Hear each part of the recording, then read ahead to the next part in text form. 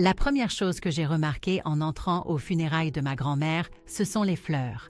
Pour 220 000 € de roses blanches, arrangées en cascade de tours, qui semblaient se moquer de la femme modeste reposant dans le cercueil en acajou. J'ai compté 16 compositions, chacune valant probablement plus que mon salaire mensuel d'assistante juridique. Je m'appelle Bérénice et je n'avais pas parlé à ma grand-mère Claire depuis 5 ans. Non par choix, mais par une manœuvre soigneusement orchestrée. Ma cousine Solène se tenait au pupitre, épongeant ses yeux avec un mouchoir brodé à travers son voile de dentelle noire. Grand-mère Claire était tout pour moi, renifla-t-elle, sa voix portant dans le funérarium bondé. Elle m'a choisi pour perpétuer son héritage, pour prendre soin de sa maison bien-aimée, pour maintenir vivantes les traditions de notre famille. Je me suis sentie mal à l'aise, au dernier rang, observant cette performance. Il y a 2 semaines, Solène avait déjà emménagé dans la grande demeure victorienne de grand-mère, publiant des photos de sa nouvelle « maison pour la vie » sur Instagram avant même que le corps ne soit froid. « Quel éloge touchant !» murmura bruyamment Catherine, la mère de Solène, à quelqu'un à proximité. Claire aurait voulu cela. Je me suis souvenue de la dernière fois que j'avais essayé de rendre visite à grand-mère à l'hôpital. L'infirmière m'avait arrêtée à la porte, me montrant un formulaire qui listait uniquement les visiteurs autorisés. Mon nom n'y figurait pas. Quand j'avais appelé mon père pour demander pourquoi, il avait dit que c'était pour le mieux et avait raccroché. Le directeur des pompes funèbres a fait signe à tout le monde de s'asseoir alors que Maître Ricci s'approchait du pupitre. C'était un homme grand, aux yeux bienveillants et à l'air sérieux. J'ai remarqué qu'il jetait plusieurs coups d'œil dans ma direction en remuant ses papiers. Avant de conclure cette cérémonie, commença-t-il, Madame Claire Holland a laissé des instructions explicites pour la lecture immédiate de son testament. Solène se redressa sur son siège au premier rang, lissant sa robe noire de créateur. Son mari, Raphaël, lui serra la main, tous deux arborant de légers sourires. La distribution est simple, poursuivit Maître Ricci. Le patrimoine, y compris la résidence au 14, allée des Érables et tout son contenu, est légué dans son intégralité à... Il fit une pause, me regardant droit dans les yeux. Sa petite-fille, Bérénice Holland. Le silence dura exactement 2 secondes avant que le chaos n'éclate. Le verre d'eau en cristal de Catherine lui glissa des mains, se brisant sur le sol en marbre. Solène se leva d'un bond, son voile tombant en arrière. « C'est impossible !» hurla-t-elle. « J'ai les papiers, la maison est déjà à mon nom. » Maître Ricci leva une main. « La documentation est tout à fait claire, Madame Wilkins. Et il y a plus. » « Plus ?» Raphaël était maintenant debout, lui aussi, le visage rouge. « C'est ridicule. Nous avons déjà commencé des rénovations. Sans autorité légale, nota calmement Maître Ricci en sortant quelque chose de sa mallette. De plus, Madame Holland a laissé une enveloppe scellée à remettre à Bérénice immédiatement après cette annonce. Mon père se retourna enfin pour me regarder, son visage un masque de colère contenue. « Ce n'est pas ce que ta grand-mère voulait, » dit-il sèchement. « Tu le sais. Mais je ne le savais pas. Je ne savais plus rien. » L'enveloppe que Maître Ricci me tendit semblait lourde, comme si elle contenait plus que du simple papier. Mes mains tremblaient légèrement en la tenant. « C'est une erreur », annonça Catherine à la salle, sa voix portant cette même douceur mielleuse qu'elle avait utilisée pour expliquer pourquoi je n'étais pas invitée au Noël familial toutes ces années. Bérénice connaissait à peine Claire. Elle ne venait jamais lui rendre visite. « Parce que vous vous assuriez que je ne le pouvais pas », dis-je doucement, trouvant ma voix pour la première fois. La salle se tut à nouveau. Maître Ricci se racla la gorge. Le testament a été dûment exécuté et attesté. Toute contestation peut être adressée au tribunal judiciaire. Il se tourna vers moi. « Mademoiselle Holland, souhaitez-vous dire quelque chose ?» Je regardais l'enveloppe dans mes mains, puis le visage déformé par la rage de Solène, puis la forme paisible de ma grand-mère dans le cercueil. Quelque chose changea en moi. Une vie entière, à être mise de côté, d'exclusion soigneusement élaborée, à regarder les autres revendiquer ce qui aurait dû être un amour partagé. En fait, oui. Je me levai, ma voix plus forte que je ne le pensais. Je voudrais remercier ma grand-mère d'avoir vu ce que d'autres essayèrent de cacher. Solène se jeta en avant, mais Raphaël attrapa son bras. « Tu ne peux pas faire ça. Cette maison est à moi. J'ai déjà des acheteurs qui viennent se la voir. » Les sourcils de Maître Ricci se haussèrent. « Oh, des acheteurs, pendant une succession en cours. » Je regardais le visage de ma cousine se vider de sa couleur alors qu'elle réalisait ce qu'elle venait d'admettre. Catherine s'interposa rapidement entre eux et l'avocat, son sourire cassant. « Peut-être devrions-nous tous prendre le temps de faire notre deuil avant de parler affaires, » suggéra-t-elle doucement. Mais il était trop tard. Le mal était fait. La vérité était sortie. Et dans mes mains se trouvait une enveloppe qui semblait contenir les réponses à des questions que j'avais eu peur de poser. Je me dirigeais vers le cercueil de ma grand-mère, plaçant une seule rose blanche à côté d'elle. « Merci », murmurai-je, puis je me tournai pour partir. Derrière moi, j'entendis la voix stridente de Solène. « Ce n'est pas fini. » Au moins, sur ce point, elle avait raison. Ce n'était pas fini, ça ne faisait que commencer. J'ai attendu d'être seule dans mon appartement avant d'ouvrir l'enveloppe. Mes mains tremblaient en brisant le seau et plusieurs objets tombèrent sur ma table basse. Des photographies, des lettres et ce qui ressemblait à un journal relié en cuir. La première photo me coupa le souffle. Elle montrait une réunion de Noël d'il y a 15 ans. Mais quelque chose clochait. Dans un coin, à peine visible, se trouvait mon reflet dans un miroir. La preuve que j'avais été là. Mais sur la photo de famille principale, j'étais absente. Quelqu'un m'avait effacée. Mon téléphone vibra. Un texto de Chloé, ma plus vieille amie, qui se trouvait être avocate. « Ça va ?» Cet enterrement était intense. « Tu veux que je passe ?»« S'il te plaît », ai-je répondu par texto. J'avais besoin d'un témoin pour ce qui allait suivre. En attendant Chloé, j'ai ouvert le journal. L'écriture élégante de ma grand-mère remplissait les pages. La première entrée que j'ai lue m'a serré la gorge. Elles ont recommencé. Catherine a donné à Bérénice la mauvaise heure pour le dîner de Thanksgiving. Quand elle est arrivée avec 2 heures de retard, ils avaient déjà mangé. J'ai regardé ma petite fille s'asseoir seule dans la cuisine, picorant de la dinde froide. Je suis trop faible pour les arrêter, mais pas trop faible pour me souvenir. La sonnette retentit. Chloé était là avec une bouteille de vin et une expression déterminée. « Raconte-moi tout », dit-elle en entrant. Je lui ai montré la photo en premier. Elle a sifflé. C'est de la manipulation psychologique de haut vol. Il y a plus. J'ai étalé le contenu de l'enveloppe. Regarde ces invitations à des fêtes d'anniversaire qui m'étaient adressées, mais qui n'ont jamais été envoyées. Des registres de visiteurs d'hôpital avec mon nom barré. Des photos d'événements familiaux auxquels je n'aurais jamais assisté, mais où l'on pouvait voir des aperçus de moi dans des reflets ou des ombres. Ta grand-mère constituait un dossier, dit Chloé en examinant chaque document. Elle documentait tout. Mon téléphone se mit à sonner, le nom de Solène clignotant sur l'écran. Je l'ai mis sur haut-parleur. « Tu te crois si maline » cracha-t-elle. « Mais cette maison est à moi. J'ai déjà investi 45 000 € en rénovation. Sans autorité légale, lui ai-je rappelé, en imitant le ton calme de Maître Richie. J'ai des papiers qui prouvent... »« Qui prouvent quoi ?» intervint Chloé. « Que vous avez emménagé dans une maison pendant une succession en cours. Que vous la montrez déjà à des acheteurs. » Il y eut une pause. « Qui est-ce ?»« C'est l'avocate de Bérénice, » dit Chloé doucement, en me faisant un clin d'œil. « Et je vous suggère de passer par les voies légales pour toute communication future. » La ligne se coupa. « Tu n'es pas obligée d'être vraiment mon avocate, » dis-je. Mais Chloé sortait déjà son ordinateur portable. « Oh ma chérie, après ce que je viens d'entendre, je suis définitivement ton avocate. Et bénévolement, parce que ça va être amusant. » Elle commença à taper. « D'abord, nous devons tout documenter, puis nous allons demander la prise de possession immédiate de la propriété. » Un autre texto arriva, de mon père cette fois. « Nous devons parler de ce qui est le mieux pour la famille. » « Le mieux pour la famille ?» lut Chloé par-dessus mon épaule. Où était cette préoccupation quand il t'excluait systématiquement de toutes les fêtes? J'ai repris le journal de ma grand-mère, tournant à une entrée plus récente. Solène et ce mari à elle étaient encore dans mon bureau aujourd'hui, fouillant dans mes papiers. Ils pensent que je fais la sieste, mais je vois tout. Ils veulent tellement la maison, mais ils ne la méritent pas.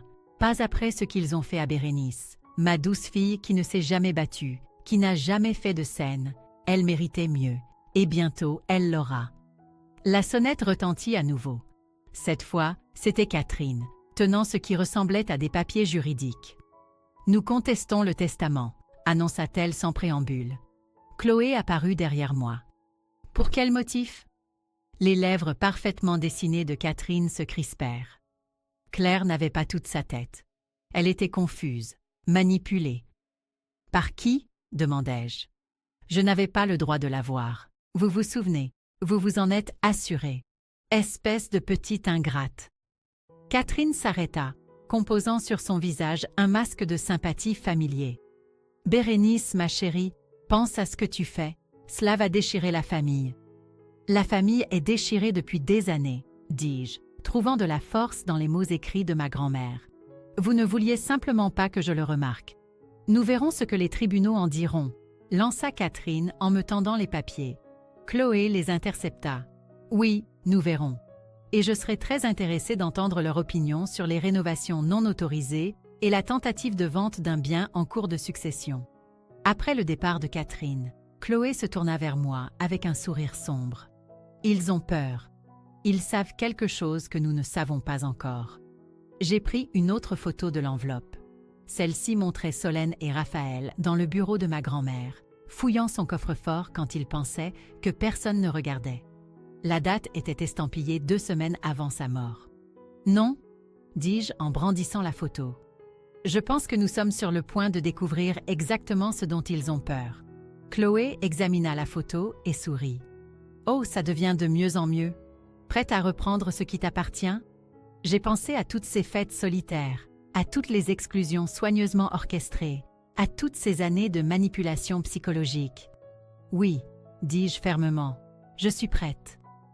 Le journal sur mes genoux semblait vibrer de possibilités.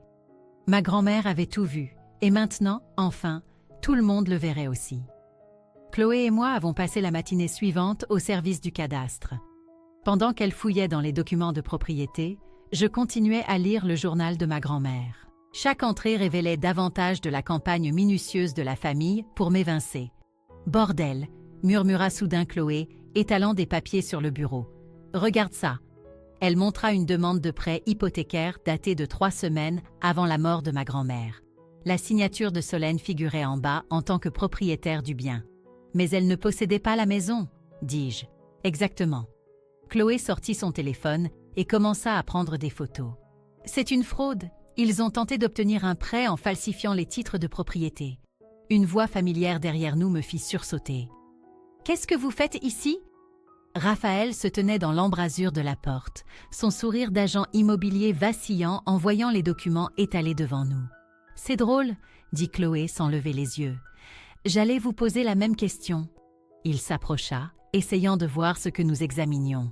Son visage devint pâle lorsqu'il repéra la demande de prêt. « Ce sont des documents privés, » dit-il rapidement. « En fait, » corrigea Chloé, « ce sont des archives publiques, y compris cette intéressante demande de prêt avec votre signature comme témoin. Vous voulez nous expliquer ?» Raphaël recula vers la porte. « Vous devriez arrêter de fouiner, pour votre propre bien. »« Est-ce une menace ?» demandai-je en me levant. « C'est un conseil, » lança-t-il avant de se dépêcher de partir. Chloé tapait déjà sur son ordinateur portable. « Je viens de tout transmettre au bureau du procureur. La fraude hypothécaire est un délit grave, tu sais. » Mon téléphone vibra.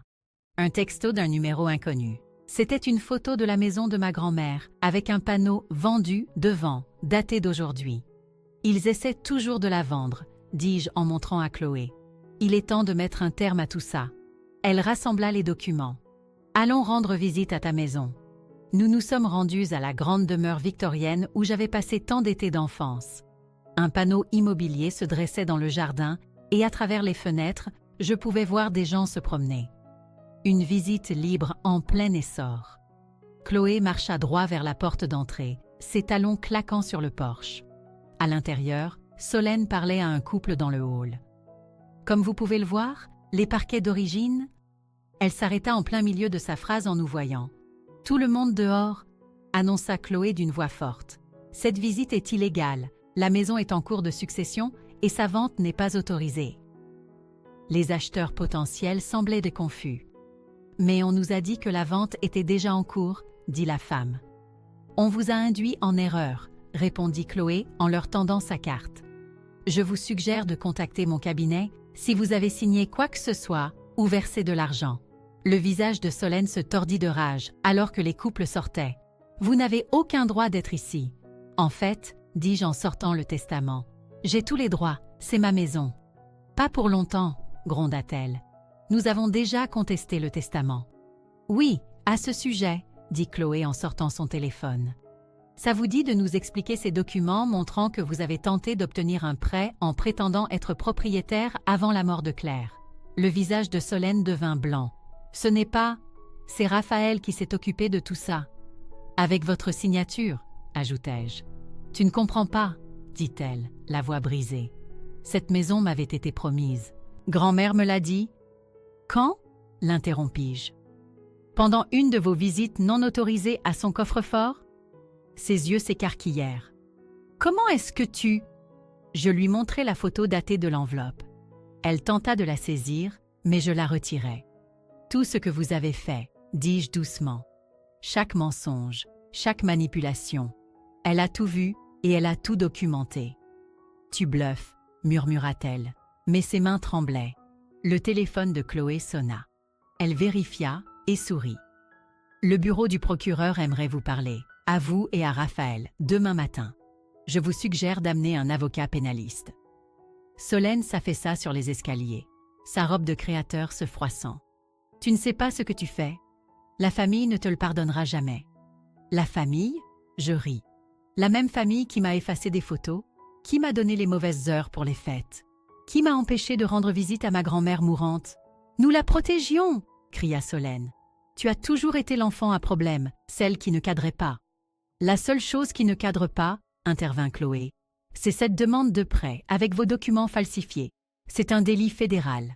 Solène se leva, lissant sa robe avec des mains tremblantes. Ce n'est pas fini. Tu as raison, approuvai-je. Le bureau du procureur n'est que le début. Après qu'elle fut partie en trombe, Chloé se tourna vers moi avec un sourire sombre. On change les serrures? Je regardais autour de moi le grand hall, les photos de famille d'où j'avais été soigneusement retirée, les espaces qui contenaient tant de souvenirs d'exclusion et de douleur. Oui, dis-je. Et ensuite, je veux décrocher chacune de ces photos. C'est ma fille, sourit Chloé, déjà en train d'appeler un serrurier. Pendant que nous attendions, j'ai trouvé une autre enveloppe glissée sous un coussin sur le siège de la fenêtre. L'écriture de ma grand-mère sur le devant disait « La vérité fera surface ». À l'intérieur se trouvaient d'autres photos, cette fois de Solène et Raphaël, fouillant les papiers privés de ma grand-mère tard dans la nuit. Des documents étalés sur le sol de son bureau.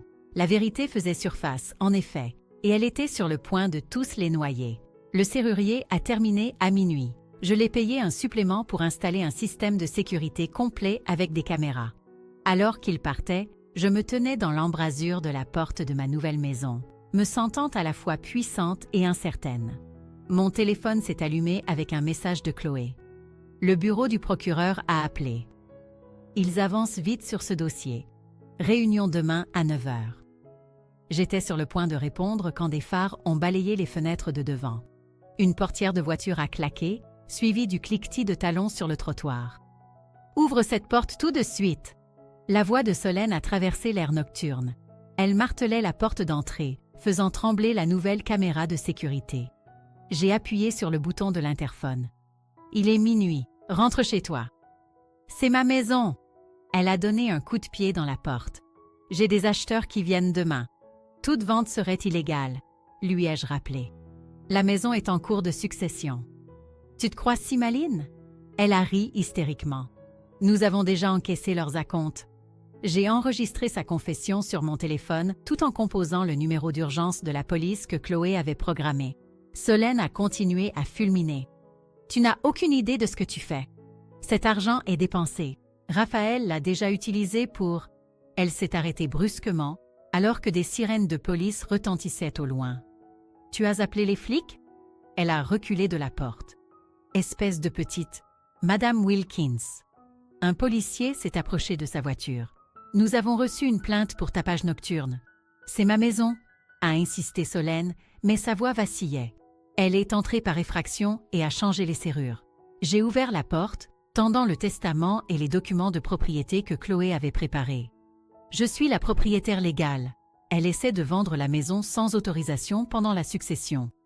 L'officier a examiné les papiers, puis s'est tourné vers Solène. « Madame, vous devez quitter la propriété maintenant. »« Mais mes affaires sont à l'intérieur » a-t-elle dit en montrant la maison. « Tous mes meubles. » « En fait, dis-je en sortant un autre document, Le contenu de la maison a été inventorié au moment du décès de ma grand-mère. Tout ce qui est ici appartient à la succession. Le visage de Solène s'est décomposé. Tu ne peux pas faire ça. Ces meubles coûtent des milliers d'euros. Achetés avec quel argent? Ai-je demandé doucement. L'officier s'est interposé. Madame, dernier avertissement. Partez maintenant ou je devrais vous escorter. Alors que Solène retournait à sa voiture, elle s'est retournée et a crié « Catherine avait raison à ton sujet. Tu n'es qu'une petite garce vindicative. » L'officier s'est raclé la gorge bruyamment et elle est finalement partie, les pneus crissants. Mon téléphone a de nouveau vibré.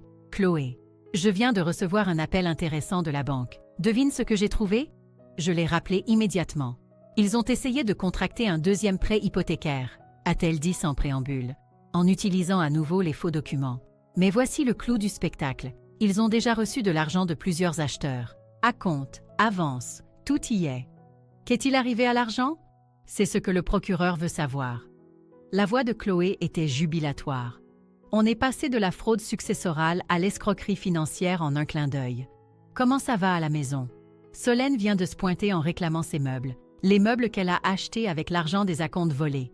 Chloé a ri. Oh, ça ne cesse de s'améliorer. Essaie de dormir. Demain va être intéressant. J'ai raccroché et j'ai traversé ma nouvelle maison, la regardant vraiment pour la première fois. Derrière un vieux tableau, j'ai trouvé une autre note de l'écriture de ma grand-mère. Vérifie la chambre bleue. La chambre bleue avait été le bureau privé de ma grand-mère. À l'intérieur, tout était exactement comme je m'en souvenais, sauf que le coffre-fort était ouvert et vide. Mais quand j'ai passé mes doigts le long du mur du fond, j'ai senti quelque chose. Un compartiment caché a révélé une clé USB et une autre note. Ma très chère Bérénice, je savais qu'ils pilleraient le coffre-fort après ma mort. C'est pourquoi j'ai gardé les vraies preuves ici. La clé contient tout. Relevés bancaires, documents falsifiés, images de sécurité. J'ai installé des caméras l'année dernière quand des choses ont commencé à disparaître. Ils pensaient que j'étais une vieille femme sotte. Ils avaient tort. Je t'aime, grand-mère. Mes mains tremblant, j'ai branché la clé sur mon ordinateur portable. Des dossiers et des dossiers de preuves sont apparus. Des vidéos de Solène et Raphaël fouillant des papiers tard dans la nuit. Des captures d'écran de virements bancaires. Des photos d'eux faisant visiter la maison à des acheteurs potentiels pendant que ma grand-mère était en soins palliatifs. Mon téléphone a sonné. Un numéro inconnu. Bérénice. Une voix d'homme grave a retenti. Ici l'inspecteur Dubois de la brigade financière. Nous avons reçu des documents préoccupants concernant votre cousine et son mari. Quand pouvez-vous passer? J'ai regardé la clé USB qui brillait encore dans mon ordinateur. J'ai quelque chose que vous devez voir d'abord. Ma grand-mère a laissé des preuves. Beaucoup de preuves. Il y a eu une pause, puis... Je suis là dans 20 minutes. J'étais assise dans le bureau de ma grand-mère, entourée par la preuve d'années de tromperie, et j'ai ressenti un étrange sentiment de paix. Ils s'étaient crus si malins, si prudents, mais ils avaient oublié une chose. Les personnes silencieuses voient tout. Et maintenant, enfin, tout le monde allait le voir aussi. L'inspecteur Dubois a passé 3 heures à examiner la clé USB, ses sourcils se haussant à chaque nouveau fichier. Quand le numéro de mon père s'est affiché sur mon téléphone, l'inspecteur m'a fait signe de répondre et a continué d'enregistrer. Bérénice. La voix de mon père était artificiellement chaleureuse. Nous devons parler, de père à fille. Après 5 ans de silence. Je sais que les choses ont été compliquées. Il s'est raclé la gorge. Mais tu dois arrêter ce comportement vindicatif. La réputation de la famille? La réputation de la famille? Ai-je interrompu. Tu veux dire la famille qui m'a effacé de toutes les photos? Cette famille-là? Ce n'est pas ce qui s'est passé. J'ai les photos originales, papa, et les versions modifiées. Tu veux m'expliquer ça? Il y eut une longue pause. Catherine pensait que ce serait plus simple. Plus simple de prétendre que je n'existais pas. Tu es dramatique, dit-il sèchement. C'est exactement pour ça que nous avons dû prendre nos distances. Tu ramènes toujours tout à toi.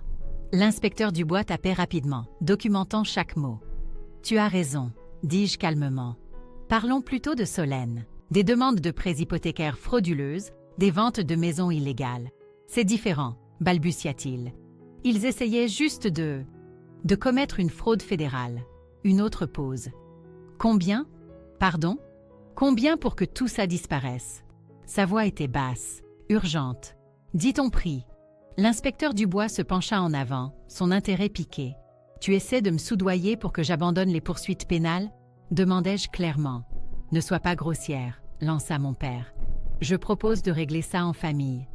Comme tu as réglé ma relation avec grand-mère en m'interdisant l'accès à sa chambre d'hôpital. » C'était pour son propre bien, criait-il maintenant.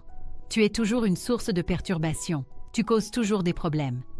Le seul problème, dis-je doucement, c'est que j'ai enfin la preuve de tout ce que vous avez fait. La ligne se coupa.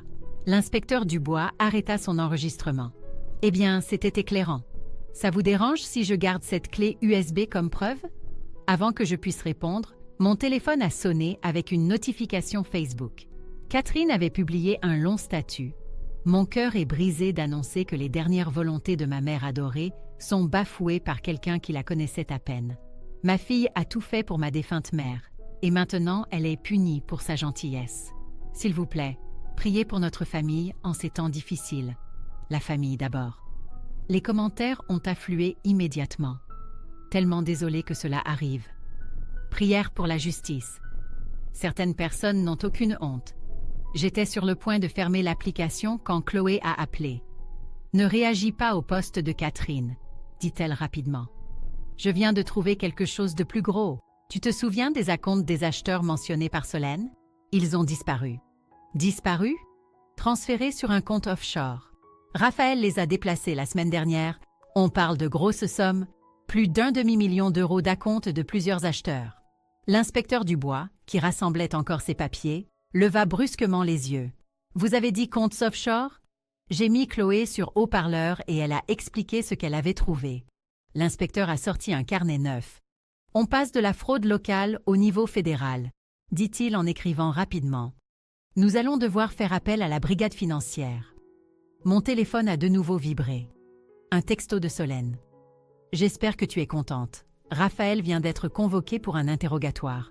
Tout est de ta faute. » Je l'ai montré à l'inspecteur qui l'a ajouté à son dossier de preuves. « Ne répondez pas, » a-t-il conseillé. « Laissez-les s'enfoncer davantage. » Après son départ, j'ai de nouveau traversé la maison, regardant vraiment les photos de famille encore accrochées au mur. Sur l'une, j'ai remarqué un léger flou, là où j'aurais dû me tenir. Sur une autre, un espace gênant dans le positionnement du groupe, là où j'avais été effacée. Derrière un cadre, j'ai trouvé une autre note de ma grand-mère. Ils pensent que les apparences sont tout. Laissez-les continuer à le penser. La vérité compte plus que de jolies images. Mon téléphone n'arrêtait pas de s'allumer avec des notifications alors que le post Facebook de Catherine se propageait dans le réseau familial. Des parents éloignés dont je n'avais pas entendu parler depuis des années étaient soudainement des experts sur mon caractère, mes motivations, ma relation avec ma grand-mère. Puis un nouveau message est apparu, de l'ancienne voisine de ma grand-mère, Marguerite. « Bérénice, je dois te dire quelque chose. Solène faisait visiter la maison à des gens pendant que ta grand-mère était en soins palliatifs. Claire m'a demandé de ne rien dire. Elle avait peur de la confrontation dans ces dernières semaines, mais elle m'a laissé une lettre à te donner. Pouvons-nous nous voir? » J'ai immédiatement envoyé un texto à Chloé. D'autres preuves arrivent. Grand-mère a aussi laissé des lettres aux voisins. Sa réponse fut rapide. Elle a vraiment pensé à tout. Le procureur va adorer ça. J'ai regardé par la fenêtre la pelouse manucurée, me souvenant de tous les étés où je n'avais pas eu le droit de venir. Toutes les fêtes que l'on m'avait dit annuler, pour ensuite en voir les photos sur Facebook. Un autre texto est arrivé, cette fois de l'inspecteur Dubois. La brigade financière est maintenant impliquée. Ils veulent vous rencontrer demain. Apportez tout ce que vous avez. J'ai souri, pensant aux lettres cachées, aux enregistrements secrets, aux années de tromperie soigneusement documentées. « Oh !» ai-je répondu par texto. « Je n'y manquerai pas. » Le bureau de la brigade financière ne ressemblait en rien au film. Pas de salle d'interrogatoire sombre, juste une salle de conférence lumineuse où l'agent Sarah Martinez étalait des documents sur une grande table, tandis que l'inspecteur Dubois et Chloé étaient assis à mes côtés. « Laissez-moi m'assurer que je comprends bien, » dit Martinez, arrangeant les photos en séquence. « Votre cousine et son mari ont collecté des acomptes de plusieurs acheteurs pour une maison qu'ils ne possédaient pas, alors que votre grand-mère était encore en vie. »« Oui, » confirma Chloé. « Nous avons documenté au moins 7 acomptes différents. Et l'argent a été transféré sur des comptes dans les îles Caïmans. ajouta l'inspecteur Dubois. Le montant total approche les 650 000 euros. Martinez siffla doucement. Ce n'est plus de la petite fraude. La porte s'ouvrit et un jeune agent entra. Ils sont là. Raphaël entra le premier, suivi d'un avocat à l'allure coûteuse. Solène suivit, puis Catherine. Mon père entra en dernier, sans croiser mon regard. « Merci d'être venu », dit Martinez professionnellement. « Nous avons quelques questions sur certaines transactions financières. »« C'est ridicule », interrompit Catherine. « Nous sommes ici pour discuter d'une affaire de famille, pas… » « Madame Wilkins », coupa Martinez. « Ceci a cessé d'être une affaire de famille lorsque votre fille et votre gendre ont commencé à commettre une escroquerie financière. » L'avocat se pencha en avant. « Mes clients nient tout acte répréhensible. »« Vraiment ?» Martinez sortit un document. « Donc, il nie avoir montré la maison à la famille Durand le 15 mars et avoir accepté un acompte de 50 000 euros ?» Solène se sentit mal à l'aise. « Ou à la famille Martin le 18 mars pour 40 000 euros de plus ?» poursuivit Martinez. « Ou peut-être… Nous en avions parfaitement le droit !» s'exclama Solène. « Grand-mère m'avait promis cette maison. » Solène, l'avertit son avocat, mais elle était déjà debout. « Vous ne comprenez pas. Nous avions besoin de cet argent. L'entreprise de Raphaël périclitait et les rénovations étaient si chères et vous avez décidé de vendre une maison que vous ne possédiez pas, » termina Martinez. « Nous avions des papiers, » protesta Raphaël. « Des faux papiers, » corrigea Chloé, faisant glisser des copies sur la table. Créés pendant que Madame Claire était en soins palliatifs. Le calme parfait de Catherine se fissura enfin. « Espèce de petite sorcière ingrate !» siffla-t-elle à mon intention. « Après tout ce que nous avons fait pour toi, tout ce que vous lui avez fait, » dit une nouvelle voix depuis l'embrasure de la porte. Marguerite, la voisine de ma grand-mère, se tenait là avec une épaisse enveloppe. « J'ai apporté ce que Claire m'a donné, » dit-elle en se dirigeant vers la table, y compris les images de sécurité de sa maison. « Des images de sécurité ?» Le visage de Catherine devint pâle. « Claire a installé des caméras l'année dernière, » expliqua Marguerite. « Après que des choses aient commencé à disparaître de sa maison. Elle a tout vu. Les visites nocturnes à son bureau, les visites non autorisées de la maison, les documents pris dans son coffre-fort. C'est irrecevable, » commença l'avocat, mais Martinez examinait déjà les images sur son ordinateur portable. « En fait, » dit-elle, « étant donné que cela a été enregistré par la propriétaire sur sa propriété privée, c'est parfaitement recevable. » Mon père parla enfin. « Bérénice, s'il te plaît, pense à ce que tu fais à cette famille. »« J'y pense, » répondis-je calmement. « Je pense à 15 ans d'exclusion systématique, de photos retouchées, de visites à l'hôpital bloquées, d'héritage volé. Tu ne peux pas prouver, » commença Catherine. « En fait, si, » interrompit à nouveau Marguerite. Claire a tout documenté. Elle sortit un journal, y compris le jour où vous lui avez dit que Bérénice avait refusé de lui rendre visite à l'hôpital, alors qu'en réalité, vous l'aviez renvoyée à la porte.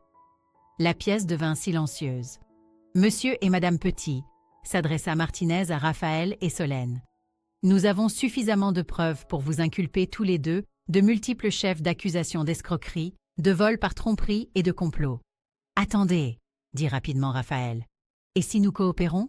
Si nous vous disons tout ?» Solène se tourna vers lui. « Raphaël, je ne vais pas aller en prison pour les magouilles de ta famille, » cria-t-il.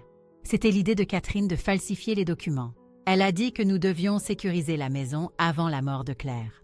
Catherine se leva si vite que sa chaise tomba en arrière. « Comment oses-tu, après tout ce que nous avons fait pour toi ?»« Assez !» La voix de Martinez trancha le chaos. « Monsieur Petit, si vous souhaitez faire une déclaration formelle, nous pouvons discuter d'éventuels accords de coopération. » L'avocat semblait peiné. « Mes clients ont besoin d'un moment pour… » Tout ce que Raphaël a dit sur les documents falsifiés, les ventes illégales, tout ça, c'est Catherine qui a tout orchestré. Misérable petit. Catherine se jeta sur lui, mais un agent s'interposa. « Madame Wilkins, » dit sèchement Martinez.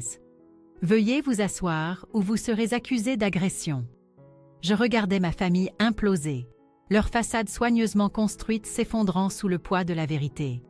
Des années de manipulation, de mensonges et de fraude exposées dans une salle de conférence éclairée au néon. « Les salles d'interrogatoire sont prêtes », annonça un agent alors qu'ils étaient conduits séparément. Solène se tourna vers moi une dernière fois. J'espère que tu es contente, cracha-t-elle. Tu as tout détruit. Non, répondis-je doucement. Vous avez fait ça vous-même. J'ai juste apporté les preuves. La porte se referma derrière eux, me laissant avec Chloé, Marguerite et les preuves d'une vie de tromperie. Ta grand-mère serait fière, dit doucement Marguerite. Je pensais à toutes les lettres cachées, aux caméras secrètes, à la documentation silencieuse d'années de trahison. Je sais, dis-je. Elle a tout vu. Et maintenant, enfin, tout le monde le voit aussi. Les mises en examen sont tombées comme des dominos. D'abord Raphaël, puis Solène, puis Catherine. Les nouvelles locales ont titré « Une famille éminente inculpée dans une vaste escroquerie immobilière ». J'ai regardé depuis le bureau de ma grand-mère les journalistes se rassembler devant le palais de justice. À l'écran, Raphaël sortait menotté, son costume de créateur froissé par des heures d'interrogatoire. « Dernière minute », annonça le journaliste. Raphaël Petit a accepté de témoigner contre sa femme et sa belle-mère en échange d'une peine réduite. Des sources indiquent qu'il a fourni des preuves détaillées d'un complot de plusieurs années. Mon téléphone a vibré avec un texto de Chloé. « Vérifie tes emails, tu dois voir le dernier coup de Catherine. » J'ai ouvert ma boîte de réception pour trouver un email de masse que Catherine avait envoyé à toute la famille élargie. Mes chers membres de la famille, en cette période de crise, nous devons nous serrer les coudes contre ceux qui voudraient nous déchirer. Les actions vengeresses de Bérénice ont détruit des vies et des réputations. Nous demandons vos prières et votre soutien alors que nous combattons ces accusations sans fondement. Veuillez contribuer à notre fonds de défense juridique. Un lien PayPal suivait. Elle est sérieuse? Ai-je envoyé à Chloé. Oh, ça s'améliore, répondit Chloé. La brigade financière vient de signaler ce compte PayPal. Elle l'utilise pour collecter de l'argent alors qu'elle est sous enquête pour fraude financière. L'email de mon père est arrivé ensuite. Bérénice, tu n'avais pas le droit. Ce n'est pas ce que ta grand-mère voulait. Tu as détruit la réputation de notre famille. J'espère que tu es satisfaite de toi, papa. J'ai ouvert le journal de ma grand-mère et j'ai pris une photo d'une page spécifique, l'envoyant comme réponse. Jean ne cesse de dire à tout le monde que Bérénice ne veut pas me rendre visite, mais je l'ai vue à l'hôpital la semaine dernière, essayant de passer la sécurité les larmes aux yeux. Ils utilisent ma maladie pour la punir. Cela s'arrête maintenant. Elle est ma seule héritière méritante. Sa réponse fut immédiate. Ces journaux étaient privés. Comme les photos de famille dont tu m'as effacé, ai-je répondu. La sonnette retentit. Marguerite se tenait là avec une boîte de vieilles cassettes VHS. « J'ai trouvé ça dans mon grenier », dit-elle. Claire m'a demandé de les garder en sécurité. Ce sont des enregistrements d'événements familiaux, les versions originales avant le montage. Nous avons passé l'après-midi à les regarder sur le vieux magnétoscope de ma grand-mère. Me voilà à Noël, à 12 ans, avant qu'ils ne commencent à me couper.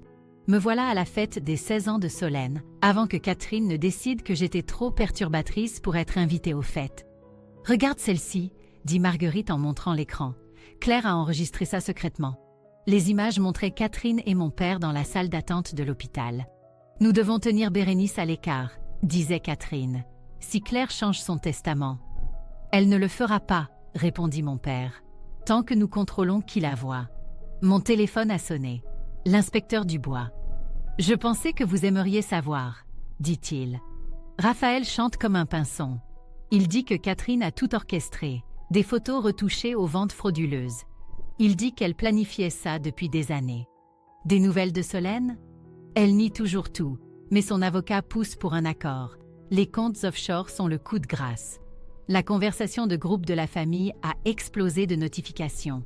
Catherine avait de nouveau posté. Ma fille chérie est persécutée pour avoir trop aimé sa grand-mère. S'il vous plaît, partagez notre GoFundMe. Chloé a répondu instantanément. Solliciter des fonds tout en étant sous enquête fédérale est un délit distinct. J'ai transmis ceci à la brigade financière.